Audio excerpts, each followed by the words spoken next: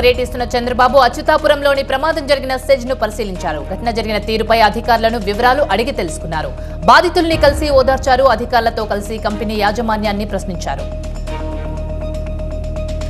Pharma ప్రమాద ఘటన తీవ్రంగా కలిచివేసిందని చెప్పారు చంద్రబాబు. గత ప్రభుత్వం నాశనం చేసిన వ్యవస్థలను బాగు చేసే ప్రయత్నంలో తామున్నామని, ఈలోపే జరిగిన ప్రమాదంలో 17 మంది చనిపోయారని ఆవేదన వ్యక్తం చేశారు ముఖ్యమంత్రి. ఇలాంటి ఘటనలు జరగకుండా చర్యలు తీసుకుంటామని చంద్రబాబు భరోసా ఇచ్చారు. కంపెనీ యాజమాన్యాలకు సీఎం చంద్రబాబు వార్నింగ్ ఇచ్చారు. సేఫ్టీ లేకుండా కంపెనీలు రన్ చేస్తే కుదరదని చెప్పారు. పెట్టుబడులు పెట్టాం, మా ఇష్టం అంటే ఒప్పుకునేది లేదన్నారు. తప్పు చేస్తే కఠినంగా చర్యలుంటాయని చెప్పారు చంద్రబాబు.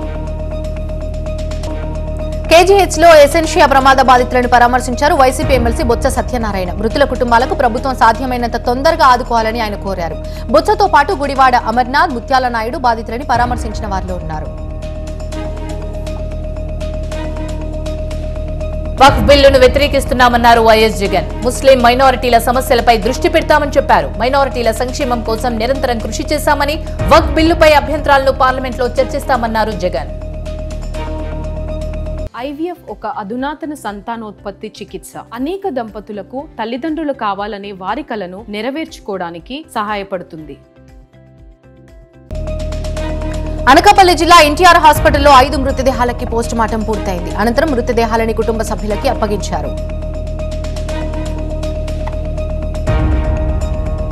విజయవాడలో వైసీపీకి చెందిన 3 కార్పొరేటర్లు టీడీపీలో చేరారు. ఎంపీ కేశినేని శివానాథ్ సమక్షంలో వీరు పార్టీ కండువా కప్పుకున్నారు. పార్టీ మారిన వారిలో మైలవరపు మాధురి లావణ్య, మైలవరపు రత్నకుమారి, హర్షద్ ఉన్నారు.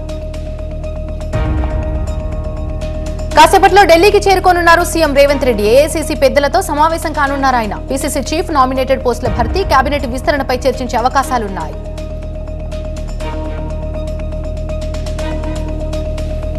మోదీ ఎల్లప్పుడూ అదానికి మద్దతిస్తూ వస్తున్నారని, జేపీసీని అపాయింట్మెంట్ చేయాలన్నదే తమ డిమాండ్ అని చెప్పారు CWC member Salman Khurshid. SEBI chairman Adani కంపెనీలో భారీగా ఇన్వెస్ట్మెంట్లు చేశారన్నారు. అదానీ ఆస్తులపై ఈడీకి ఫిర్యాదు చేశారు సీఎం రేవంత్ రెడ్డి. అదానీ వ్యవహారంపై జేపీసీ వేయాలని డిమాండ్ చేశారు. దేశ సంపదను దోచుకున్న వారిని జైలుకు పంపాలన్నారు. దేశ సంపదను అదానికి మోదీ దోచిపెడుతున్నారని, జేపీసీని నియమించి దేశ సంపదని కాపాడాలన్నారు. రాజీవ్ విగ్రహం జోలికొస్తే ఊరుకునేది లేదన్న రేవంత్ రెడ్డి, అధికారం పోయాక బీఆర్ఎస్ వాళ్లకు తెలంగాణ తల్లి గుర్తొస్తుందా అని ప్రశ్నించారు. డిసెంబర్ 9న సచివాలయంలో తెలంగాణ తల్లి విగ్రహం పెడతామని చెప్పారు. మోదీ ప్రభుత్వం దొంగచాటున అదానీ గ్రూప్ ని కాపాడుతుందన్నారు మంత్రి పొంగులేటి. సెబీ చైర్మన్ కుటుంబ సభ్యులకి అదానీ గ్రూప్ లో వాటాలున్నాయని తెలిపారు. అలాంటి వారితోనే న్యాయ విచారణకు ఆదేశిస్తే వాస్తవాలు ఎలా బయటకొస్తాయని ప్రశ్నించారు మంత్రి. రాహుల్ గాంధీ డిమాండ్ చేసినట్టు జేపీసీ వేయాలని తెలిపారు పొంగులేటి. మోదీ దేశ ప్రజలను మోసం చేసి అధికారంలోకి వచ్చిందన్నారు మంత్రి కోమటిరెడ్డి వెంకటరెడ్డి. అయితే నల్లధనాన్ని పేద ప్రజలకు పంచుతామని ఒక్క పైసా కూడా ఇవ్వలేదన్నారు. మోదీ అక్రమాలను రాహుల్ గాంధీ దేశ ప్రజలకు తెలిసేలా జోడో యాత్ర చేశారని చెప్పారు. తెలంగాణలో బీజేపీ, బీఆర్ఎస్ పార్టీలు ఒకటేనని చెప్పారు. దేశంలో రాహుల్ గాంధీ ప్రధాని కావడమే కాంగ్రెస్ పార్టీ లక్ష్యమన్నారు మంత్రి కోమటిరెడ్డి. తెలంగాణకు రాజీవ్ గాంధీ చేసింది ఏంటన్నారు కేటీఆర్. రాహుల్ దగ్గర మార్కులు కొట్టేయాలని రాజీవ్ గాంధీ విగ్రహం పెడుతున్నారని ఆరోపించారు. తాము అధికారంలోకి వస్తే రాజీవ్ గాంధీ ఎయిర్పోర్ట్ పేరు ఖచ్చితంగా మారుస్తామన్నారు. కేసీఆర్ గుర్తులు లేకుండా చేయాలంటే తెలంగాణ లేకుండా చేయాలన్నారు కేటీఆర్. జనగామలో 2 లక్షల రుణమాఫీ అందరికీ అందాలని నిరసిస్తూ బీఆర్ఎస్ ధర్నా చేపట్టింది. ఈ కార్యక్రమంలో హరీష్ రావు పాల్గొన్నారు. రుణమాఫీ అందించడంలో సీఎం రేవంత్ రెడ్డి నిజస్వరూపం బయటపడిందని చెప్పారు. ఇంకా 22 లక్షల మందికి పైగా రుణమాఫీ కాలేదని మండిపడ్డారు. రంగారెడ్డి జిల్లా షాద్నగర్ లో ధర్నా చేపట్టారు బీఆర్ఎస్ నేతలు. రైతుల రుణమాఫీలో కాంగ్రెస్ పార్టీ మంత్రులలో అవగాహన లేకుండా మాట్లాడుతున్నారని ఆరోపించారు మాజీ ఎమ్మెల్యే అంజయ్ యాదవ్. కాంగ్రెస్ పార్టీ రైతుల రుణమాఫీలో పూర్తి స్థాయిలో వైఫల్యం చెందిందని తెలిపారు. యాదాద్రి నుంచి టెంపుల్ టూర్ మొదలుపెట్టారు హరీష్ రావు. రేవంత్ తప్పుడు ఓట్లకు ప్రజలను శిక్షించొద్దంటూ హరీష్ రావు ప్రజలను చేశారు. అయితే దేవుళ్లపై ఒట్టేసి రేవంత్ మాట తప్పినందుకు పాప హరిహారం చేస్తానని చెప్పారు. లక్ష్మీ నరసింహస్వామి సన్నిధిలో పాప హరిహార ప్రమాణం చేశారని చెప్పారు. అయితే రేవంత్ పాపాలను క్షమించు, సరిదిద్దు అనే అంటూ ఆయన దేవుణ్ణి వేడుకున్నారు. నిర్మల్ జిల్లా ఖానాపూర్లో ధర్నా చేపట్టారు బీఆర్ఎస్ నేతలు. కాంగ్రెస్ ప్రభుత్వం రైతులకు హామీ ఇచ్చి ఇప్పుడు షరతులు పెట్టడం సరికాదన్నారు. వెంటనే రైతులందరికీ రుణమాఫీ చేయాలని డిమాండ్ చేస్తున్నారు. సూర్యాపేట జిల్లా తిరుమలగిరిలో ఉద్రిక్తత చోటు చేసుకుంది. బీఆర్ఎస్ ధర్నా శిబిరంపై రాళ్ల దాడి చేశారు కాంగ్రెస్ కార్యకర్తలు. బీఆర్ఎస్ టెంట్ కూల్చేశారు. సంఘటనా స్థలానికి చేరుకుని ఇరు వర్గాలను చెదరగొట్టారు పోలీసులు. రుణమాఫీపై ధర్నా నిర్వహించారు బీఆర్ఎస్ నేతలు. ఈ ధర్నాలో మాజీ ఎమ్మెల్యే యాదరి కిషోర్ పాల్గొన్నారు. తిరుమలగిరిలో కాంగ్రెస్ దాడిని ఖండిస్తున్నామన్నారు జగదీష్ రెడ్డి. రేవంత్ డైరెక్షన్ లో బీఆర్ఎస్ పై దాడులు జరుగుతున్నాయన్నారు. రాష్ట్రంలో అల్లర్లు సృష్టించాలని చూస్తున్నారని, కాంగ్రెస్ మోసాలు బయటపడకుండా ఉండేందుకు హింసను ప్రేరేపిస్తున్నారని చెప్పారు జగదీష్ రెడ్డి. రైతు రుణమాఫీపై కాంగ్రెస్ ప్రభుత్వం మాట తప్పిందన్నారు పువ్వాడ అజయ్ కుమార్. ఎలాంటి పొరపాట్లు లేకుండా రైతు బంధు తాము అందరికీ ఇచ్చామని చెప్పారు. రైతు రుణమాఫీపై మంత్రులు ఒక్కో విధంగా లెక్కలు చెప్తున్నారని, రైతుల కోసం ఎంతవరకైనా పోరాటం చేస్తామని అన్నారు.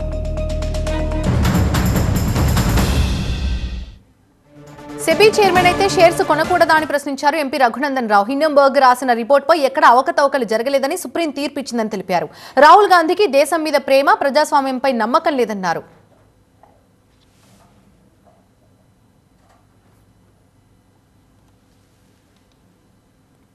తిహార్ జైల్లో ఎమ్మెల్సీ కవిత అస్వస్థతకు గురయ్యారు. ఆమె వైరల్ ఫీవర్ తో బాధపడుతున్నారు. ప్రస్తుతం ఆమెకు ఢిల్లీలోని ఎయిమ్స్ ఆసుపత్రిలో చికిత్స అందిస్తున్నారు. అయితే జైలు సిబ్బంది కవితకు పరామర్శించేందుకు మాజీ మంత్రులు కేటీఆర్, హరీష్ రావు రేపు ఢిల్లీకి వెళ్లనున్నారు. దేవాదాయ శాఖలో అవినీతి అక్రమాలపై విచారణ జరుగుతుందన్నారు మంత్రి ఆనం రామనారాయణ రెడ్డి. తప్పు చేసినట్టు తేలితే ఎంత పెద్దవాళ్లైనా వదిలిపెట్టబోమని వార్నింగ్ ఇచ్చారు. ఇక టీటీడీ బోర్డు ఏర్పాటుపై త్వరలోనే నిర్ణయం తీసుకుంటామని తెలిపారు ఆనం. ఉచిత ఇసుక విధానాన్ని కర్నూలు జిల్లాలో అమలు చేస్తున్నామన్నారు కలెక్టర్ రంజిత్ బాషా. ప్రస్తుతం టన్నుకు 335 రూపాయలకు ప్రభుత్వం వసూలు చేస్తుందన్నారు. సీసీ కెమెరాలు ఏర్పాటు చేసి ప్రతి చోట 5 డిపార్ట్మెంట్ అధికారులతో అక్రమ ఇసుక రవాణాపై చర్యలు తీసుకుంటామని చెప్పారు. తిరుమలలో శ్రీవారి ప్రత్యేక దర్శనాలు రద్దు చేసింది టీటీడీ. శ్రీవారి సాలకట్ల బ్రహ్మోత్సవాల సందర్భంగా అక్టోబర్ 3 నుంచి 12 వరకు ప్రత్యేక దర్శనాలు, ఆర్జిత సేవలు, బ్రేక్ దర్శనాలను కూడా రద్దు చేసింది టీటీడీ. అన్నమయ్య జిల్లా పిలేరులో అంతర్రాష్ట్ర దొంగల ముఠాను అరెస్ట్ చేశారు పోలీసులు. వారి వద్ద నుంచి బంగారం, కత్తులు స్వాధీనం చేసుకున్నారు. గత నెల 23న పిలేరు ప్రాంతంలో పలు దోపిడీలకు పాల్పడ్డారు 6 మంది దొంగల ముఠా. తెలంగాణలో గ్రూప్ 2 పరీక్షల షెడ్యూల్ ని టీజీపీఎస్సీ విడుదల చేసింది. డిసెంబర్ 15, 16 తేదీల్లో పరీక్షలు నిర్వహించనున్నట్టుగా తెలిపింది. ఉదయం, మధ్యాహ్నం 2 సెషన్స్ లో పరీక్షలు నిర్వహించనున్నారు. రంగారెడ్డి జిల్లా మణికొండలో అక్రమ నిర్మాణాన్ని కూల్చివేత చేపడుతున్నారు మున్సిపల్ అధికారులు. అక్రమ నిర్మాణాలు కట్టిన తర్వాత చర్యలు తప్పవని, ప్రతి ఒక్కరూ నిర్మాణానికి ముందు భవనానికి పర్మిషన్లు తీసుకోవాలని అధికారులు అంటున్నారు. వేములవాడ రాజరాజేశ్వర స్వామి ఆలయంలో ఏసీబీ డీఎస్సీ రమణమూర్తి ఆధ్వర్యంలో సోదాలు నిర్వహించారు. ఆలయంలోని ప్రతి విభాగంలో క్షుణ్ణంగా తనిఖీలు చేశారు. లడ్డూ తయారీలో సరుకులు నిల్వలని తూకం కూడా వేశారు. ఆరోపణలు వచ్చిన నేపథ్యంలో తనిఖీలు నిర్వహిస్తున్నట్టుగా డీఎస్పీ తెలిపారు. నంద్యాల జిల్లాలో అక్రమ లేఅవుట్లపై కూడా అధికారులు పంజా విసురుతున్నారు. బనగామపల్లి పట్టణంలో 40 అక్రమ లేఅవుట్లను గుర్తించిన పోలీసులు సహకారంతో తొలగిస్తున్నారు వారు. అయితే అనధికారిక లేఅవుట్లలో ప్లాట్లు కొని ప్రజలు మోసపోవద్దని విజ్ఞప్తి చేస్తున్నారు అధికారులు. పల్నాడు జిల్లా గురజాలలో బైక్ అదుపు తప్పి లారీని ఢీకొట్టింది. ఈ ప్రమాదంలో శ్రీమాన్ అనే వ్యక్తి అక్కడికక్కడే మృతి చెందాడు. ఇద్దరికి తీవ్ర గాయాలు కావడంతో ఆసుపత్రికి తరలించి ట్రీట్మెంట్ అందిస్తున్నారు. శ్రీ సత్యసాయి జిల్లా పుట్టపర్తి పరిధిలోని సందీప్ విలాస్ లో భారీ చోరీ జరిగింది. పుట్టపర్తి మండలం వ్యవసాయ అధికారి వెంకట బ్రహ్మం ఇంట్లో 37 తులాల బంగారం, 50,000 నగదు ఎత్తుకెళ్లారు దుండగులు. అయితే బాధితుడి ఫిర్యాదు చేయడంతో దర్యాప్తు చేస్తున్నారు పోలీసులు. శ్రీ సత్యసాయి జిల్లాలో పోలీస్ స్టేషన్లో దొంగలు పడ్డారు. నల్లమాడ సర్కిల్ ఇన్స్పెక్టర్ కార్యాలయంలో కంప్యూటర్ ఎత్తుకెళ్లారు. రాత్రి డ్యూటీలో 2 సెంట్రీలు కాపలా ఉన్నప్పటికీ పోలీస్ స్టేషన్లో దొంగతనం జరగడంపై అనుమానాలు వ్యక్తమవుతున్నాయి. ఎన్టీఆర్ జిల్లా నందిగామలో మిర్చి సొమ్ముతో పరారైన క్లీపర్ ను పట్టుకున్నారు పోలీసులు. అయితే డ్రైవర్ కేమ్ ఫిర్యాదుతో 18,52,000 రికవరీ చేశారు. మధుర నుంచి తీసుకెళ్లి ఛత్తీస్గఢ్ లో మిర్చి అమ్మి వస్తుండగా పాల్వంచ దగ్గర కడుపు నొప్పి పేరుతో క్లీనర్ కోటేశ్వరరావు దిగిపోయాడు. తర్వాత కొద్దిసేపటికే డబ్బు లేదని గమనించి పిఎస్లో ఫిర్యాదు చేశాడు డ్రైవర్. నిర్మల్ జిల్లా భైంసా ఏరియా ఆసుపత్రిలో సీజనల్ వ్యాధులతో రోగులు తీవ్ర ఇబ్బందులు పడుతున్నారు. ఒక్కో బెడ్పై 2కి ట్రీట్మెంట్ ఇస్తున్నారు డాక్టర్స్. సెలైన్ బాటిల్ కి పెట్టే ఐవీ సెట్ల కొరత ఉండటంతో బయట నుండి కొనుక్కుంటున్నారు రోగులు. మరోవైపు సిబ్బంది కొరతతో తీవ్ర ఇబ్బందులకు గురవుతున్నారు.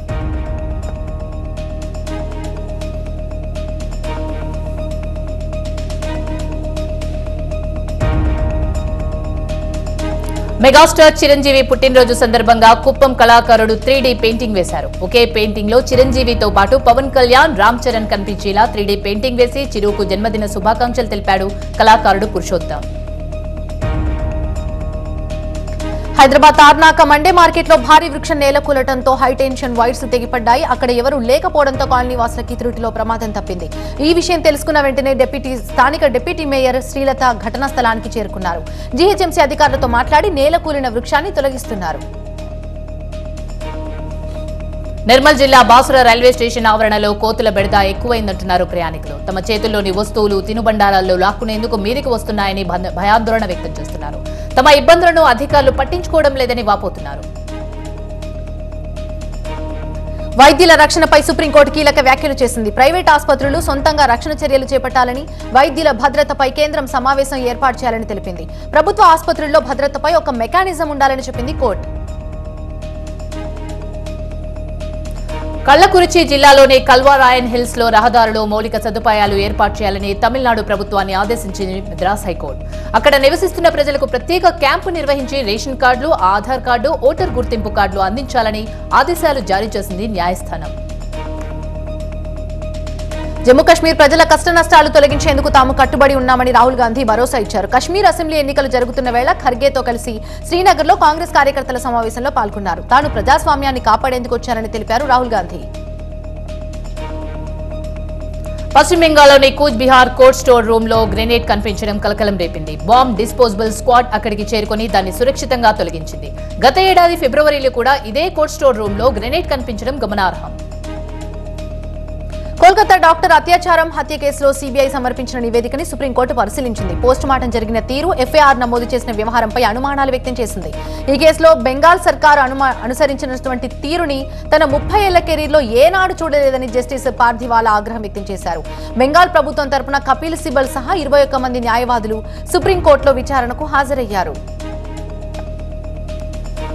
కోల్కతా ఆర్జీకర్ హాస్పిటల్ అత్యాచారం వ్యవహారంలో దాదాపు 10 రోజులుగా మౌనంగా ఉన్న టీఎంసీ ప్రధాన కార్యదర్శి అభిషేక్ బెనర్జీ ఎట్టకేలకు స్పందించారు.